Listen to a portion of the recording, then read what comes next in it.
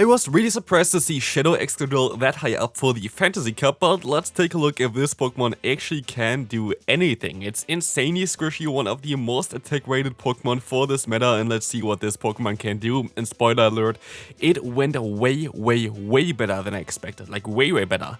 But it was not really because of the Excadrill itself, it was because of my say-swap. And if you have not tried this Pokemon out, but you have this Pokemon available, I would really suggest you to try out the Weezing with exactly the moveset that I am running here, because the amount of Fairy-type Pokemon that swapped into me thinking that they would be safe was ridiculous, and Sludge is, while it's not a good move, it is enough in order to do like a lot of damage against most of the Fairy-type Pokemon. Plus, of course, you have here for this team the best answer, for example, for like something like a Registeel or whatever in the lead. And so, a lot of times you're gonna get this Pokemon out of the way, you still have Overheat for it, so you're gonna get a shield advantage, then you're still gonna get them low because you can still survive a move from the Registeel, and yeah, you're going to still end up in a scenario then where you have a shield advantage, which you most likely lose then with the Excadrill, but you can just farm them down, and honestly, like, Weezing was by far the MVP, as you're gonna see here on the first game already, basically completely destroying the opponent alone here, and so yeah, like, I can only say, definitely if you have a Weezing, or like if you can build a Weezing for this meta, this Pokemon is insane. But also, Excadrill had a lot of playtime as well for me. Here in the first game, we don't see anything from the Excadrill, but there will be games where Excadrill is gonna sweep, and so definitely stay tuned for this. But first game here, we're going to be able to win basically thanks to our two Fairy-type Pokemon in the bag. So let's move on to the second game. Let's see what the next opponent is going to run. We're going to have the Excadrill against a Skarmory in the lead. I actually hope that they swap out, because this lead is actually not as ideal as you might think. And they do swap out. They do swap out into a Flygon. And you kind of always want to go for a charge move first, because either you're going to get a shield or you're going to get them insanely low. Here, I would most likely actually suggest you to just stay in and maybe use a shield or whatever. But at this point, we were actually able to swap out. And we can now go for an Overheat against the opponent's Skarmory. It's going to connect, do a ton of damage, and we can say goodbye already to the opponent.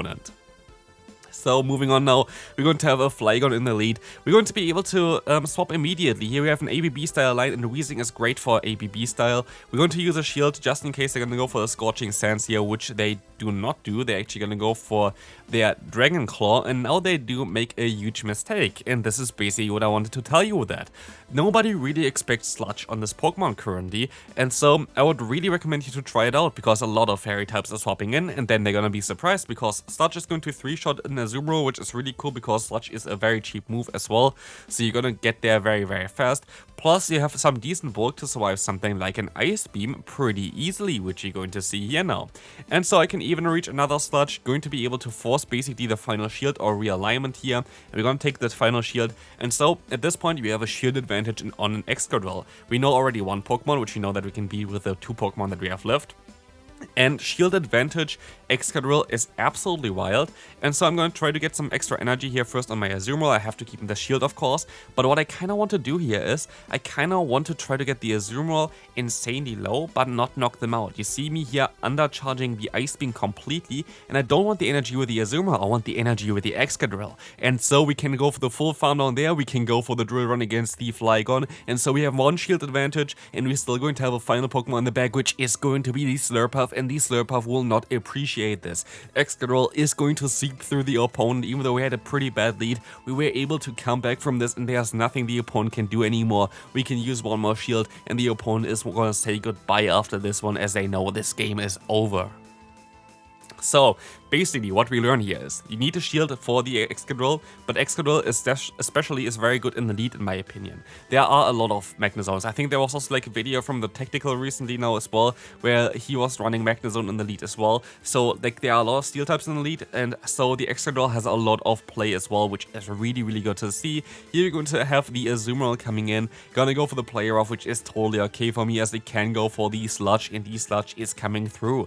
This is going to do some decent damage against the opponent. They're definitely going to run Play Rough and Hydro Pump, as it looks like, because they went for the Play Rough or the Ice Beam. Play Rough is resisted. We are a Poison type Pokemon still. But what we can do here is we can still go for another charge move, and so we're gonna be in a scenario now where we are gonna get both shields from the opponent. We still have one shield left, which we're going to keep because they're kinda on range for the Mud Shot down range. But honestly, Weezing is just way too strong. We can just go ahead and go for another charge move and knock them out. Now we have a shield and switch advantage, and we will see that, of course, the Magnezone comes back in. We have the hardest answer for this Pokemon, and they have a Flygon in the back. Good game there. There's nothing they can do. We can still go for a Drill Run. I could stay in here afterwards as well and just go for the full farm down. I decided to try to catch a move here onto my Azumarill, which works out as well, but like this game is over. It's still kind of tricky though, because we still have to deal with the Magnezone now, but the Magnezone is going to have to take a player off. We're still going to have a shield left. They still have to go basically for one wild charge here, which is kind of wild as well. And so we're going to have a fairly decent time. Mirror Shot is coming through, and we will see that they can go for the full farm down. It does not matter. One Mud Shot is for sure enough from this range. Both of us are Shadow, double super effective. I even let the move go through, and so it's going to be a good game. Next opponent is going to be a little bit more tricky. This Pokemon is a Core Breaker. Whimsicott, seemingly a very underrated Pokemon. Like in the recent cups, this Pokemon was really good. And here we're going to get out the Skarmory, which we can try to hit with an Overheat. Like a lot of times you could also decide to bait, but I actually never went for the bait with the Galarian Weezing because, I don't know, I feel like a lot of times people try to call that, and so we rather go straight for the hard-hitting moves. We're gonna see here that they're gonna have Skarmory in the back, which is okay because it can go into Azumarill, which I guess is gonna be fine. But yeah, it's going to still be a little bit tricky as we see the Flash Cannon going to connect, going to do some decent damage against us. But Ice Beam coming through, we should be able to get them into range for another Ice Beam, gonna knock them out.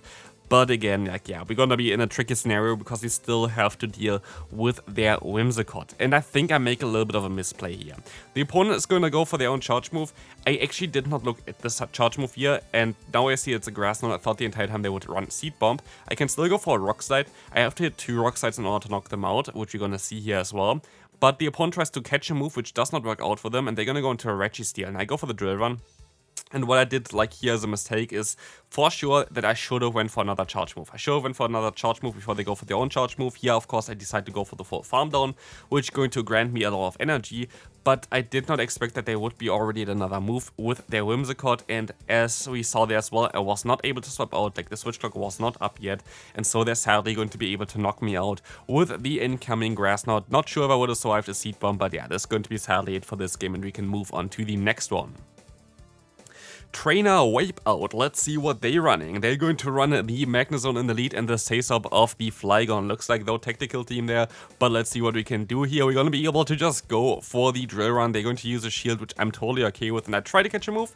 Did not work out, but still I'm going to be okay with that as we will see the opponent going for the Earth Power.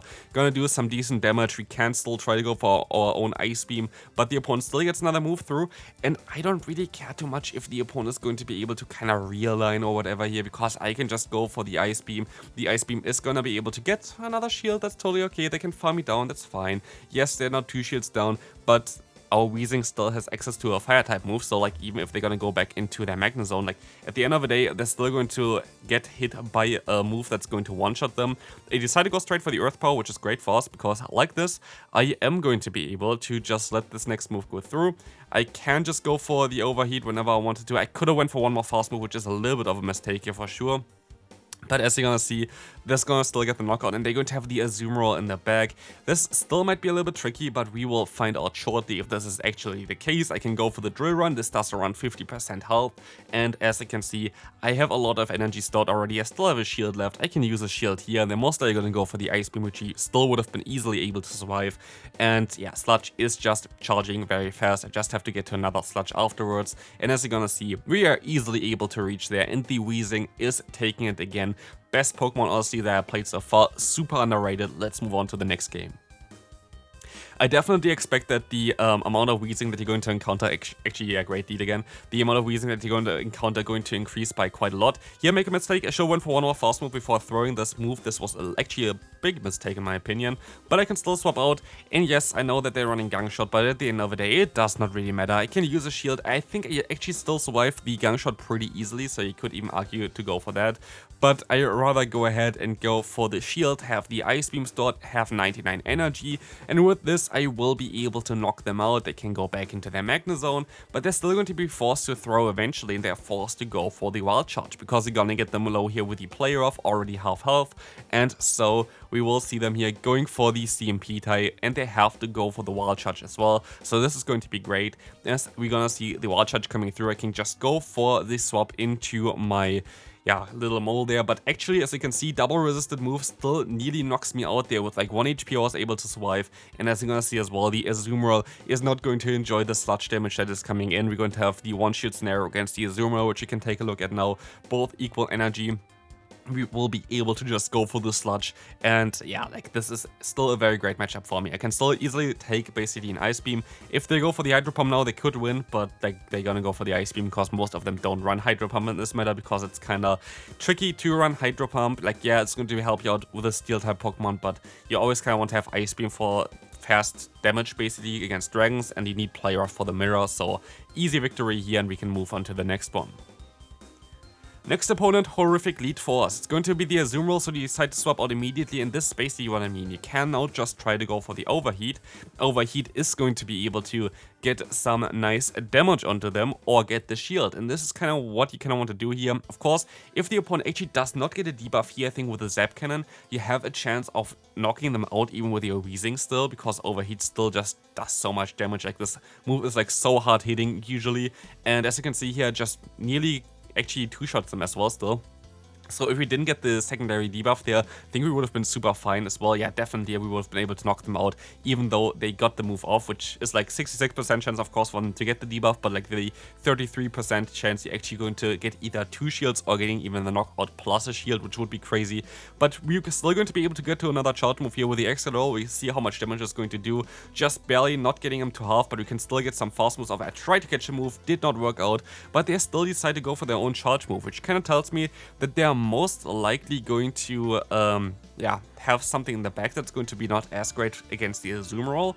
And so I let this next move go through as well. Just going to try to farm up as much energy as possible. I can go for my own Play Rough now, and so yeah, we can just try to get some damage onto them, get the knockout, but they're going to have the Tornado in the back. And what we just have to try to do here is now we have to try to get the final shield of the opponent, because we have some energy still stored on the Excadrill. We have like 4 fast moves on the Excadrill, and as I get here the Ice Beam off, I should be kind of fine, as I can now just go ahead, swap out, use a shield here. I can go for 1 extra fast move afterwards, and so I will be able to knock them out with another drill run, and this is going to be a very good game.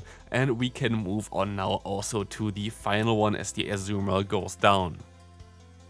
This was most likely the closest one I think that I had here. Let's take a look at this. We will be able to just go up against the Azumarill again. We swap out, and they're gonna have the Registeel again. So basically the same scenario that we just had, but we will be able to just go for the Overheat. Overheat is gonna come through and gonna get the shield again. And here again, if I would not get the debuff from the Zap Cannon, I would be in such a great spot, because it still would be in range basically for 2 overheats, which would be great. But of course we're gonna get the debuff, which is fine. Like for the next Registeel, like in theory basically they should not get the debuff, but yeah, here of course we do get the debuff, which is okay. We can still go for another overheat. And actually this Registeel has most likely way better IVs than the one that we had before, because they actually were able to survive it a little bit easier.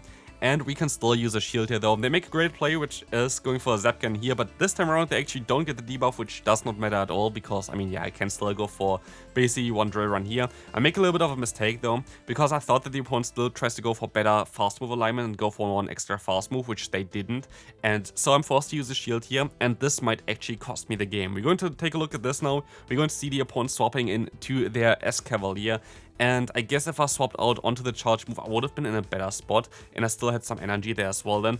And so yeah, I'm forced to swap out. They're going to have most likely the move Acid Spray, like I did as well in my video about this Pokemon, like the Lucario video. But as you're gonna see, it's going to be a very, very close matchup now. We're gonna see the opponent gonna go for the drill run here.